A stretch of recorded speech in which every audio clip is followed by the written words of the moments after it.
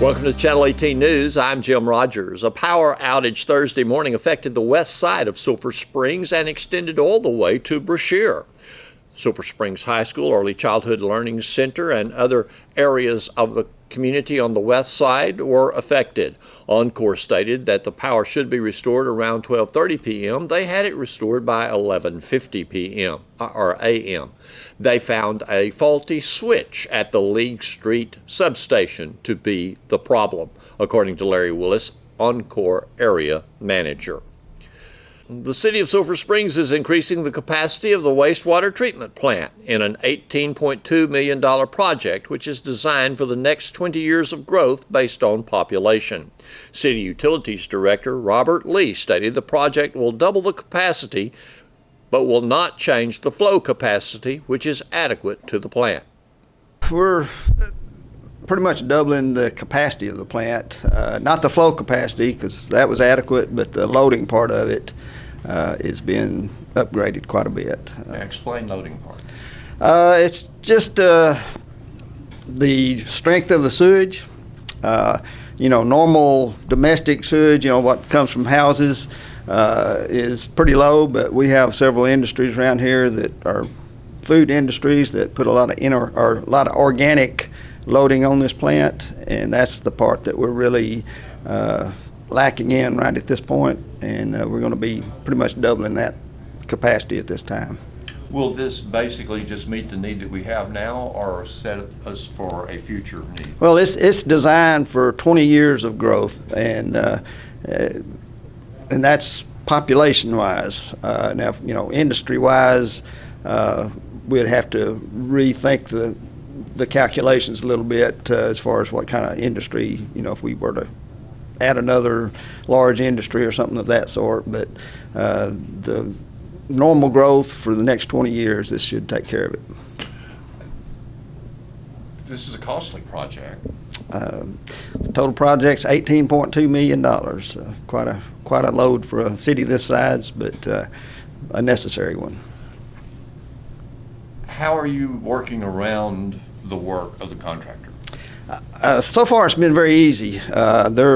At this point, they're building 3 clarifiers and a pump station, and that part will take over a year, and that's not interfering at all. Now, once we get to the point where those are complete, then we'll start taking some of our current clarifiers out of service and redirecting the flow to them, and then at that point is where it starts getting a little more difficult. When you redirect from the current clarifiers, replacing the current clarifiers? The current ones will be demolished, and we will turn that space into aeration capacity. We'll be up in our aeration capacity by about 2/3, so that space will be used to extend our aeration basins. The wastewater treatment plant has been coming in well under the requirements. What do you credit that to? Just hard work. Good weather, when it's dry like this and everything.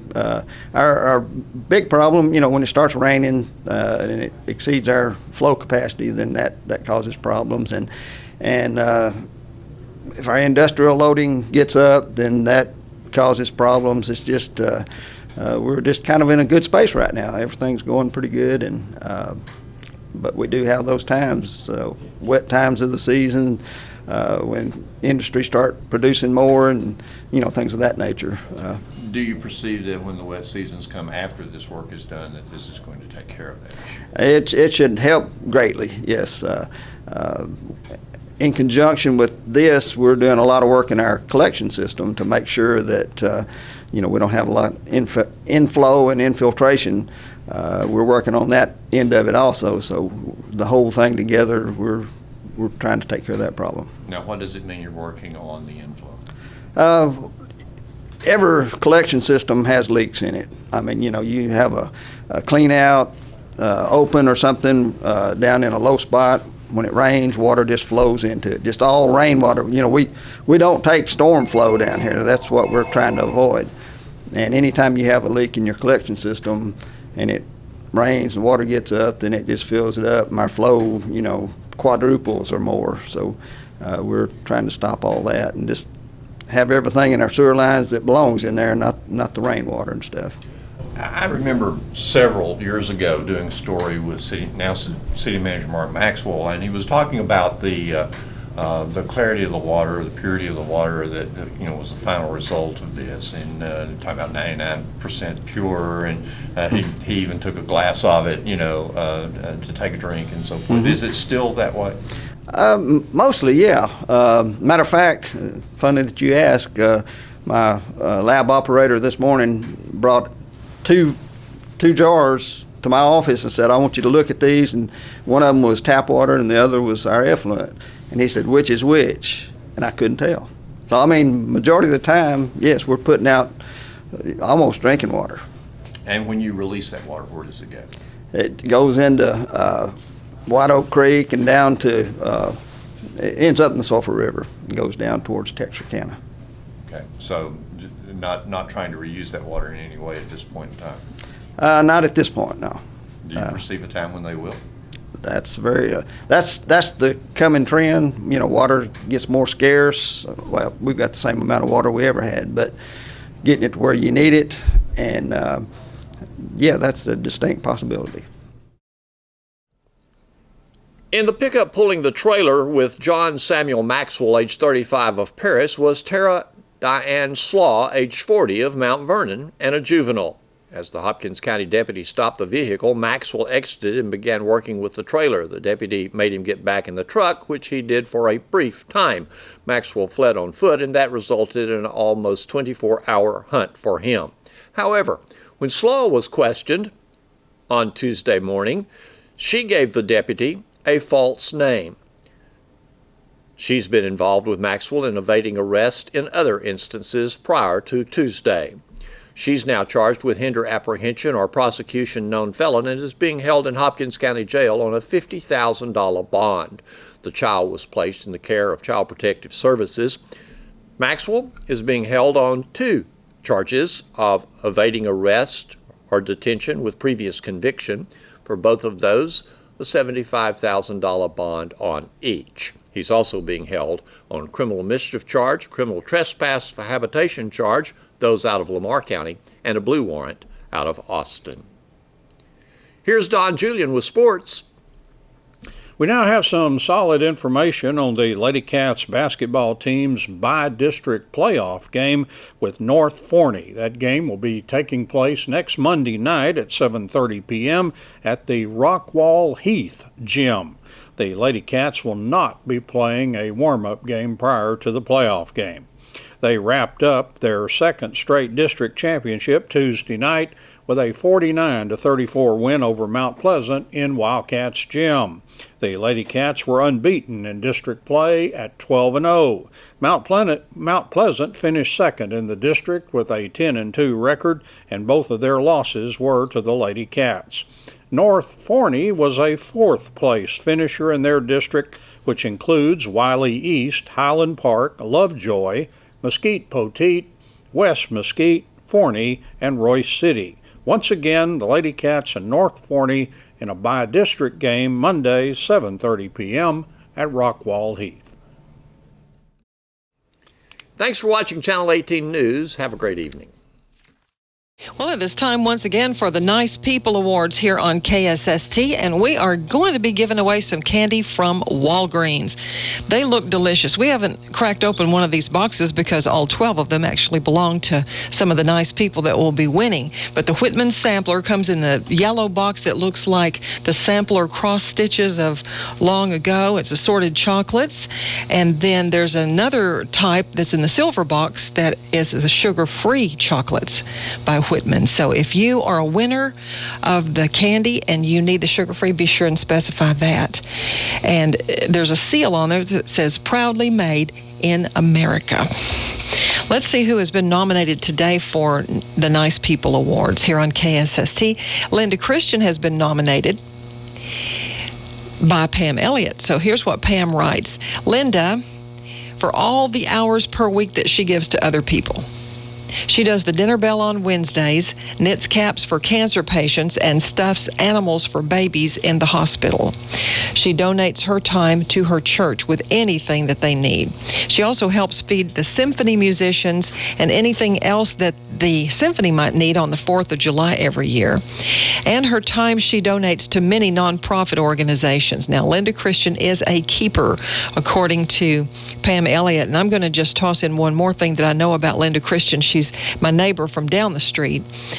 I've always called her the thankinest person in Hopkins County. If you do anything for her, she will send you a thank you card. And she never forgets kindness is done to her. So in this case, Linda Christian is nominated. We're going to put her in our stack of nominees and go on to the next letter. This is about Linda and Andy Crouch. As a couple, they are caring to the community when people are in need. They give a helping hand, help out in fundraisers. They give smiles to anyone, and that is possibly a simple kind of encouragement, but it's very, very important. Linda and Andy Crouch are everything that Hopkins County stands for. And recently, we lost our home in a fire, so writes the person who sent this letter. This couple was there. Linda made sure that I had uniforms for work in the medical industry. And her husband, too, and their little granddaughter that they're raising. And they did also, in addition to immediate needs like clothing and food, they did a barbecue brisket fundraiser for us for expenses.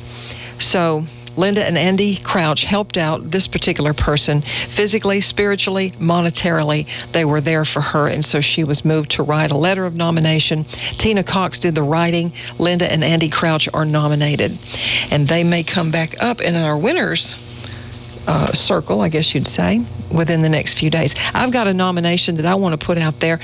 People that I nominate, I think they're exempt from winning.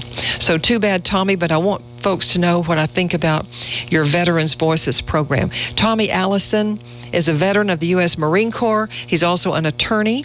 He's a member of a service organization called Marine Corps League, and he's involved in many ways in our community. And you may have known Tommy for years. What I appreciate most about Tommy is his loyalty and commitment to veterans news and other issues that affect veterans. He does a weekly radio program here on KSST on subjects of interest to veterans. It's on Monday mornings at about 10 minutes after 8 o'clock. Tommy does all the research and the reading for that weekly, composes his program, comes in and does it live each Monday, and of course for no pay. And it's kind of a mission or personal service of his, and he always has a good word for those he meets. And so I appreciate Tommy Allison for these reasons and more. And if I could make a nomination, that would be one that I would make. But now we have two that are going to actually take the candy today. And once again, any of these letters that have been read that didn't win on the day that they were read, they can still be brought forward to be winners. And this goes on through Tuesday, the 14th. This one is a nomination for Lita Madison, Tina Flora Massey, and the employees at Madison Insurance. The lady writes this letter. When my foot was fractured last March, they helped me to have a warm and dry place to live. They helped to see that I had things I needed during the time I could not work. I was in a cast for 6 months. My appreciation goes out to the ladies and gentlemen that helped me through that difficult time. And it's signed by Teresa Moore, who lives in Sulphur Springs. And when she brought the letter in, and she delivered this in person, she gave me just a little more information because they are insurance agents and had recently found on the place that she was living and had insurance on that place that there were repairs that needed to be made, and she, of course, was in a cast. And it was during a particularly cold and rainy time, so they had witnessed this and moved to help her in a way that, just on a personal commitment basis. And so she is back on 2 feet now working, but she could not forget the kindness done by Lita Madison, Tina Flora Massey, and the employees at Madison Insurance. So a box of candy goes out. Don't know how many employees there are there, but you'll have to share the box of candy. Thank you, Teresa Moore, for writing that letter, and thank you to Madison Insurance for doing such good things. Here's another one. This is for Beth Hari. I'd like to nominate Beth Hari for the KSST Nice People Awards. Beth always comes to mind when I hear about this award. She's quiet, a behind-the-scenes kind of gal, does not want to be in the limelight for things that she does for others, but she certainly deserves to be recognized as one of the nicest and best people around. So when both my husband and I have had procedures at the hospital, Beth was there. When we've had any kind of family emergency or need, Beth has been there. She takes time from her own busy schedule with her own family, grandkids, and children to do for others. I know at one time, and I'm guessing she still does this, she takes flowers to those who come to mind that might need a pick-me-up. I'll always remember the day that she showed up at my office with a beautiful vase of flowers just because. And so Julie writes, I've always believed it's the little things that others do that are the best and most remembered. I'm grateful she's a part of our lives, and I do believe she's a great person for this award. And so Beth Hari is going to take a box of candy, and she's nominated by Julie Woolley. And so two great people. Our winners today are Beth Hari and also Lita Madison and employees at Madison Insurance. For today's installment of the Nice People Awards, how can you get in on this real great tradition?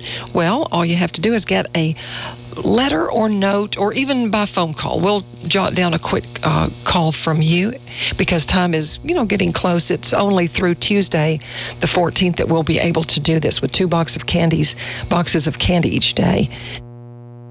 So by email, it's kssst1230@gmail.com. By phone, you could call 885-6060 here on the morning show and ask for Enola, or drop it off here at the studios at KSST along the interstate. And get in on the Nice People Awards, one of the warmest parts of the season.